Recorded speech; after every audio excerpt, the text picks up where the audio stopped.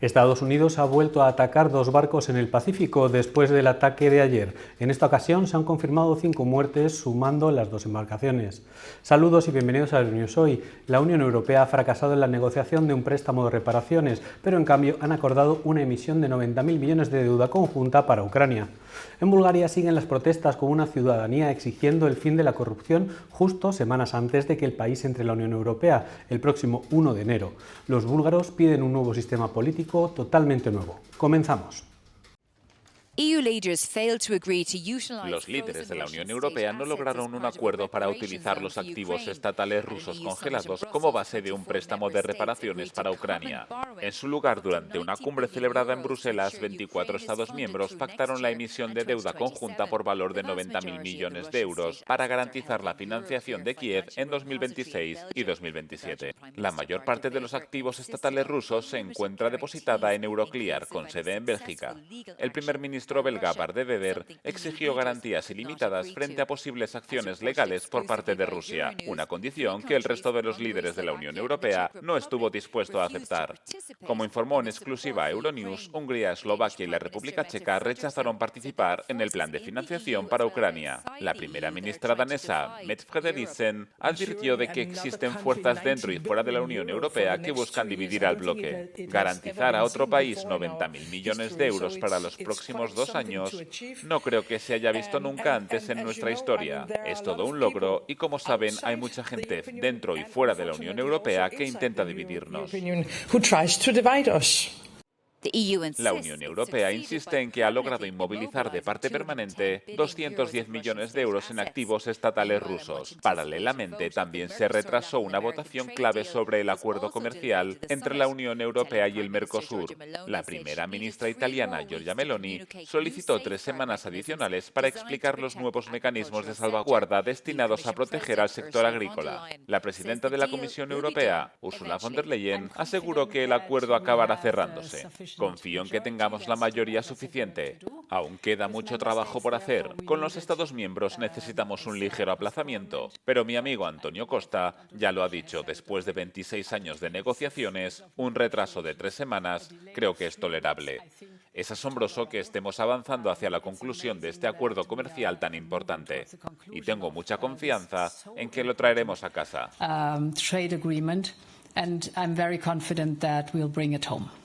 En una semana en la que Europa afirmó que obligaría a Rusia a pagar por la guerra en Ucrania, la Unión Europea dio marcha atrás en el último momento. Los líderes europeos aseguran que al menos se ha garantizado financiación urgente para Kiev. Pero la pregunta sigue siendo, ¿a qué precio para la credibilidad de Europa? Shona Murray, Euronews, Brussels. Volodymyr Zelensky asegura en la cumbre del Consejo Europeo de Bruselas que el compromiso europeo en caso de un ataque ruso no debe sustituirse a las garantías de seguridad de Estados Unidos. Estas declaraciones se producen tras la reunión en Berlín, donde se alcanzó un compromiso jurídicamente vinculante de ayudar a Ucrania incluso por medios militares en caso de futuras agresiones rusas. Señor presidente, la pregunta retoma la reunión de Berlín. Me gustaría saber cómo evaluaría el progreso en el aspecto diplomático respecto a lograr un acuerdo para poner fin a la guerra de Ucrania. Y si también planea en breve una reunión con Donald Trump, ¿cree que los compromisos que fueron expuestos por los líderes europeos podrían realmente reemplazar el artículo 5 y la adhesión a la OTAN? Gracias. No creemos que Europa deba reemplazar a los Estados Unidos. Y por supuesto pensamos lo mismo sobre las garantías de seguridad de Estados Unidos, que serán similares al artículo 5. Y no necesitaremos apoyo europeo. Son cosas diferentes. Y no importa qué señales envíe Rusia, entendemos que les gustaría excluir la presencia de los europeos. Esto no puede hacerse. Son cosas diferentes. Esto no significa que Rusia ataque de nuevo. No, nadie está diciendo eso. La presencia de Europa reduce las posibilidades de agresión por parte de la Federación Rusa. Зменшує шанси і відсоток агресії Російської Федерації. El ejército estadounidense atacó este jueves 2 buques en el Pacífico Oriental, matando a 5 presuntos narcoterroristas. El secretario de Defensa, Pete Hegseth, ordenó los ataques como parte de la Operación Lanza del Sur, elevando el número total de muertos a 104 desde septiembre.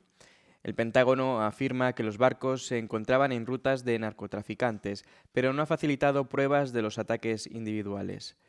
Las operaciones han suscitado preocupaciones jurídicas sobre las ejecuciones extrajudiciales en aguas internacionales. Los ataques coinciden con el anuncio de Donald Trump de un bloqueo total de los petroleros venezolanos. Según informó la cadena de televisión estadounidense NBC, el presidente dijo que no descartaba entrar en guerra con Venezuela. El presidente venezolano, Nicolás Maduro, calificó las maniobras de piratería moderna y diplomacia de la barbarie.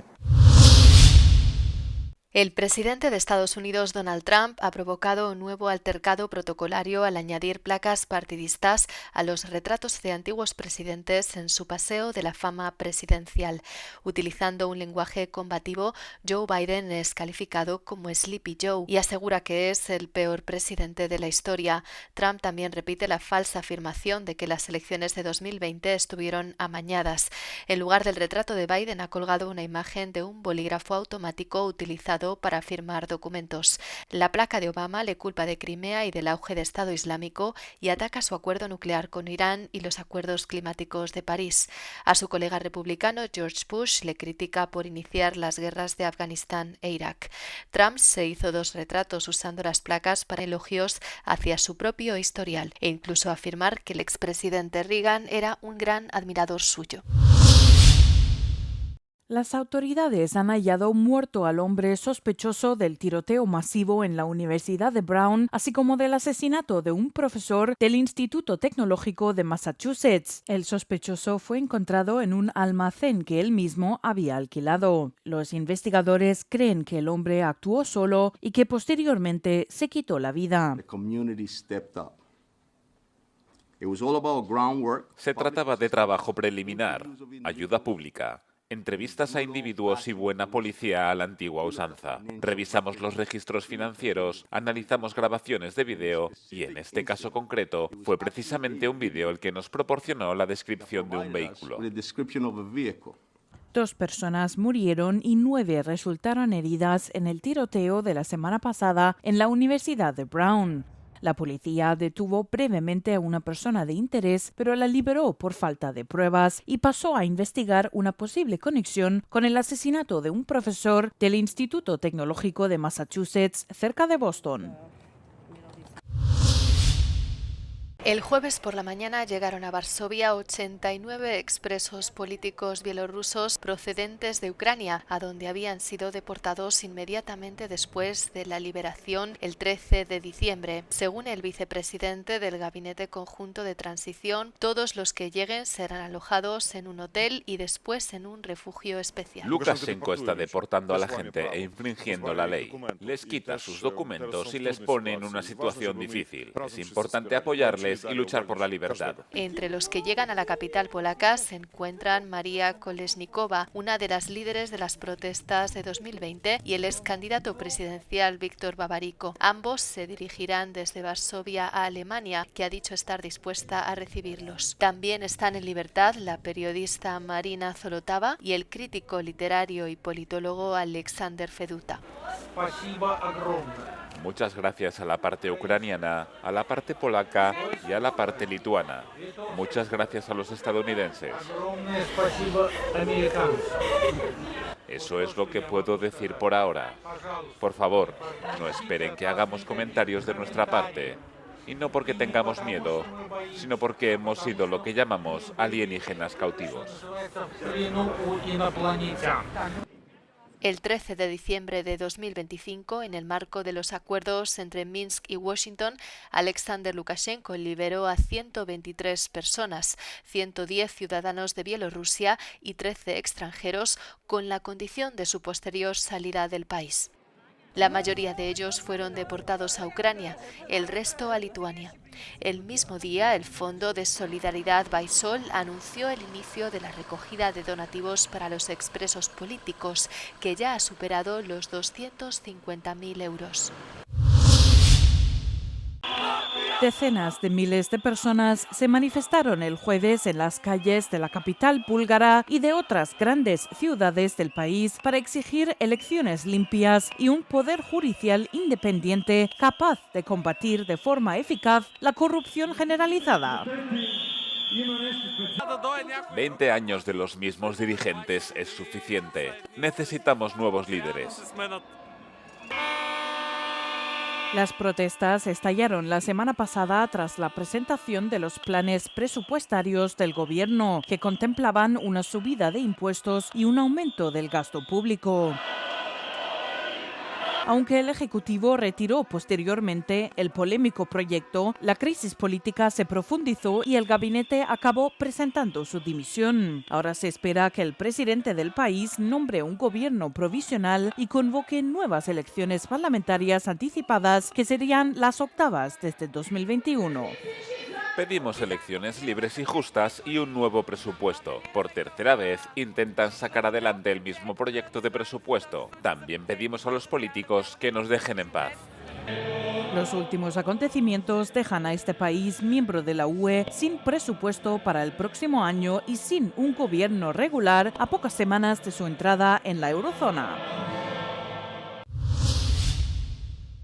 El Tribunal de Justicia de la Unión Europea ha dictaminado que el Tribunal Constitucional de Polonia no es independiente e imparcial, debido a los nombramientos politizados realizados durante el anterior gobierno conservador.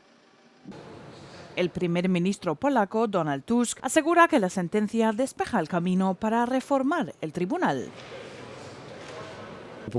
Desde nuestro punto de vista no puede funcionar. No funciona en absoluto, y este veredicto, esta sentencia del Tribunal de Justicia de la Unión Europea, lo confirma. Pero lo que sabíamos y lo que dijimos, esta confirmación tiene también un significado práctico. Parece que a partir de ahora podremos intentar reparar el Tribunal Constitucional, reponiendo sistemáticamente su composición. Entre 2015 y 2023, el anterior partido gobernante en Polonia, Ley y Justicia, transformó de forma profunda el sistema judicial del país, reforzando el control político sobre los tribunales superiores. En teoría, una sentencia de este tipo del máximo tribunal de la Unión Europea debería impulsar reformas nacionales para restaurar la independencia del Constitucional. El director de la Agencia de la ONU para los Refugiados en Líbano dice que la medida de Estados Unidos de levantar las sanciones a Siria animará a más refugiados a regresar. Muchos de los refugiados que vuelven de los países vecinos tienen derecho a recibir pagos en efectivo, pero muchos también regresan a hogares destruidos y sin oportunidades de trabajo. Sin trabajo ni reconstrucción, muchos podrían volver a marcharse. La ayuda proporcionada por las organizaciones internacionales ha sido hasta ahora a escala relativamente pequeña, pero la agencia de la ONU afirma que el levantamiento de las sanciones podría suponer una enorme diferencia. Hasta ahora, la mayor parte del apoyo a refugiados o desplazados internos ha sido proporcionada por organizaciones humanitarias como ACNUR.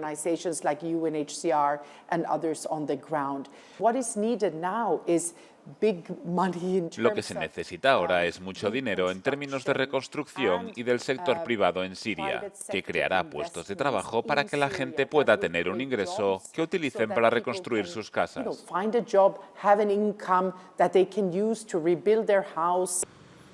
La Agencia de la ONU para los Refugiados informa de que, en total, más de 1 millón de refugiados y casi 2 millones de desplazados internos sirios han regresado a sus hogares desde la caída del régimen de Al-Assad en 2024. Estados Unidos impuso las sanciones en 2019 para castigar a Al-Assad por abusos contra los derechos humanos y crímenes de guerra durante la guerra civil del país. El Banco Central Europeo mantiene los tipos de interés mientras el crecimiento económico de la eurozona sigue sólido. El BCE mantuvo el jueves su tipo de depósito en el 2% por cuarta vez consecutiva. También mantuvo su principal tipo de refinanciación en el 2,15% y su facilidad marginal de crédito en el 2,40%. el BCE mejoró de nuevo sus perspectivas de crecimiento, previendo una producción en la eurozona del 1,4% en 2025 frente al 1,2% anterior. La inflación fue del 2,1% en noviembre y se prevé que alcance una media idéntica en 2025 antes de reducirse el año que viene. La presidenta del BCE, Christine Lagarde, declaró que la eurozona está cerca de su potencial, pero necesita una mayor productividad. Algunos analistas hablan ahora de una posible subida de tipos en 2026, después de que Isabel Schnabel, miembro del comité ejecutivo del BCE, advirtiera de que los riesgos de inflación pueden estar aumentando. Catarina Martins ha entrado en la carrera presidencial ante las opciones existentes o la falta de ellas. Se ve a sí misma como una candidata de izquierdas que quiere elevar el debate político. El odio y el resentimiento como respuesta al momento de enormes desigualdades es la respuesta equivocada para una democracia. Pero es verdad, y entiendo el resentimiento de mucha gente, que no ve futuro y que encuentra en el discurso de odio una especie de consuelo, que si alguien está peor que yo, no veo lo malo que es mi sueldo. No le soluciona la vida a nadie, pero es un instinto primario que utilizan las fuerzas de extrema derecha y que hay que combatir.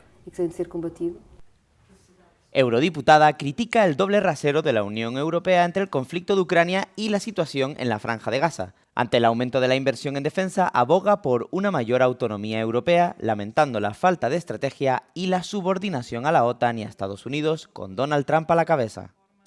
La idea de que vamos a hacer inversiones que dependen absolutamente de la articulación y el mando de un general estadounidense es un peligro para la seguridad europea. Europa necesitaba estar invirtiendo en su ciberseguridad, necesitaba tener nuevos mecanismos de coordinación para garantizar su autonomía, no necesitaba estar entregando millones a la industria armamentística, por no hablar de seguir la lógica de la dominación estadounidense que en este momento es un peligro objetivo para la Unión Europea. Cuando la Unión Europea condena a Rusia, impone con razón sanciones a Rusia por la invasión de Ucrania. Y luego ni siquiera es capaz de suspender el mayor acuerdo comercial que tiene Israel ante el genocidio en Gaza. Por lo que aquí hay un doble rasero y es inaceptable. Llevar los problemas reales de la gente al debate político es el objetivo, activamente en contra del paquete laboral o de los cambios en la ley de nacionalidad vetados esta semana por el Tribunal Constitucional. Catarina Martins afirma que están en juego los valores del país y lo que es o quiere ser. ¿Qué es un portugués? Creo que es un niño que nace en Portugal y que estudia y está en una escuela portuguesa. Y creo que ese es uno de los valores de nuestro país. A menudo hablamos de nuestros valores. ¿Un niño nacido en Portugal que va a la escuela en Portugal no es portugués? Claro que lo son. Y esta ley falla en esencia porque falla en eso. Catarina Martins, apoyada por el bloque de izquierda, se presenta como candidata individual cuyas responsabilidades son totalmente personales. Es la única mujer entre los principales candidatos. Si fuera elegida, sería la primera en llegar a Belém. Una mente brillante truncada por un asesinato inexplicable, así describen antiguos colegas de Nuno Loureiro en el Instituto Superior Técnico de Lisboa la muerte del científico portugués de 47 años. Bruno Gonçalves, profesor y antiguo colaborador del físico, subraya el impacto irreparable de su fallecimiento. Es una pérdida irreparable, especialmente para su familia y amigos, pero también para la ciencia. Todas las contribuciones que hizo y las que aún podría haber hecho, todas las ecuaciones que quedaron por escribir, habrían sido, sin duda, un paso más hacia la fusión nuclear. Es una muerte prematura, absurda y una gran pérdida para nuestra comunidad científica. Loureiro, que en la actualidad dirigía un laboratorio en el Instituto Tecnológico de Massachusetts, fue asesinado a tiros frente a su domicilio en un suburbio de Boston. Una muerte difícil de comprender, especialmente por la naturaleza del trabajo al que dedicó su vida. Es difícil imaginar qué tipo de enemigo podría tener Nuno Loureiro. Dada la naturaleza de nuestra investigación, la fusión nuclear no tiene un objetivo comercial inmediato. Busca producir electricidad limpia para toda la humanidad algún día. Cuesta entender en qué contexto alguien querría hacer daño a una persona que trabaja en este campo. Las autoridades estadounidenses creen que el principal sospechoso también es portugués y que pudo coincidir con la víctima en su etapa universitaria. El FBI señala que ambos cursaron el mismo programa en el Instituto Superior Técnico de Lisboa entre 1995 y 2000. ¿Qué país gasta más en regalos de Navidad?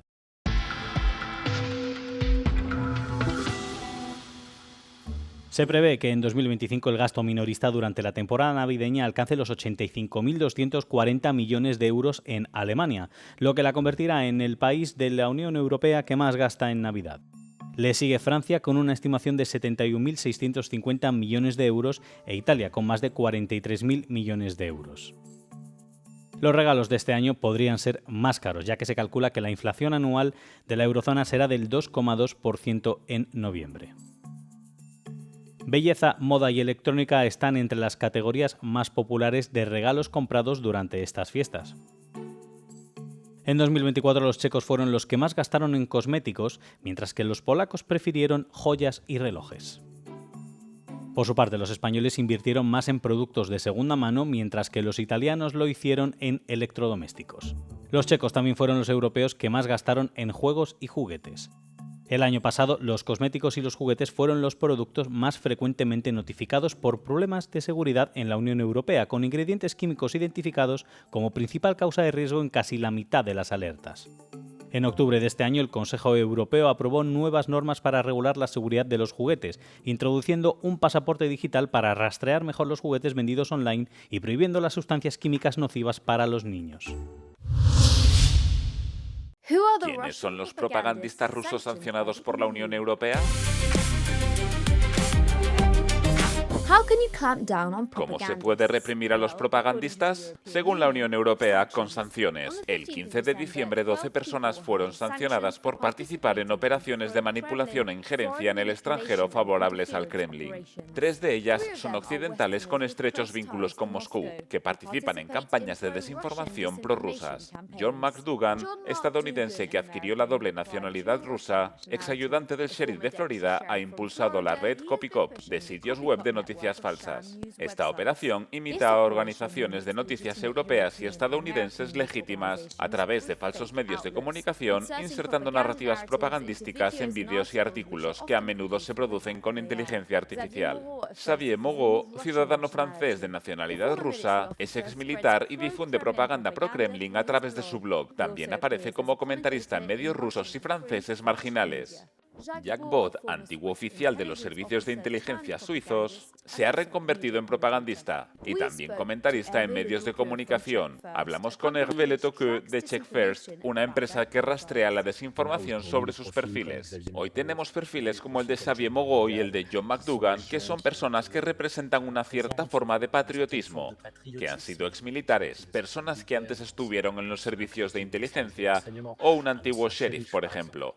Vemos que estas personas son especialmente interesantes para el régimen porque tienen una autoridad real o supuesta que les permite difundir estas narrativas. El objetivo de las sanciones es incitar a las personas incluidas en la lista a modificar su comportamiento. Aunque pueden recurrir las sanciones, estas también se revisan periódicamente, a menudo cada 6 meses.